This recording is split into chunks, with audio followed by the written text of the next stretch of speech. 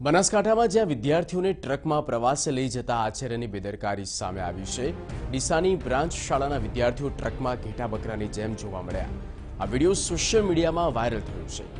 થોડા દિવસ અગાઉ જ ટ્રેક્ટરમાં પ્રવાસ બદલ એક શાળાના આચાર્યને અંગે નોટિસ પણ આપવામાં આવી હતી, ત્યારે વધુ એક આ પ્રકારની ઘટના પ્રકાશમાં આવી છે।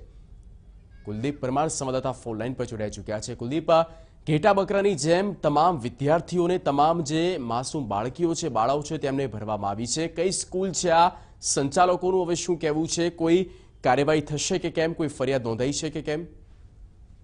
જગદીશ, જે પ્રકારે સમગ્ર ઘટનાની વાત કરવામાં આવે તો બનાસકાંઠા જિલ્લામાં અંતરિયાળ વિસ્તારોમાં જીવના જોખમે બાળકોને પ્રવાસે અને અન્ય જગ્યાએ જ્યારે લઈ જવામાં આવતા હોય છે, ત્યારે ટ્રેક્ટર અને ટ્રક જેવા સાધનોનો ઉપયોગ કરવામાં આવતો હોય છે। ખાસ કરીને અગાઉ આવા જ મામલે ડીસા તાલુકા શિક્ષણાધિકારી એક આચાર્યને નોટિસ પણ આપી હતી, પરંતુ આજે ફરી એકવાર ડીસાની જે બ્રાન્ચ શાળા છે તેના શાળાના જે વિદ્યાર્થીઓ છે તેમને તિથિ ભોજન માટે એક જગ્યાએ લઈ જવામાં આવતા હતા। આ તિથિ ભોજન માટે જ્યારે લઈ જવામાં આવતા હતા ત્યારે તેઓને કોઈ ટ્રકમાં લઈ જવામાં આવતા હતા। આ સમગ્ર જે વિડીયો હતો તે સોશિયલ મીડિયામાં વાયરલ થયો હતો।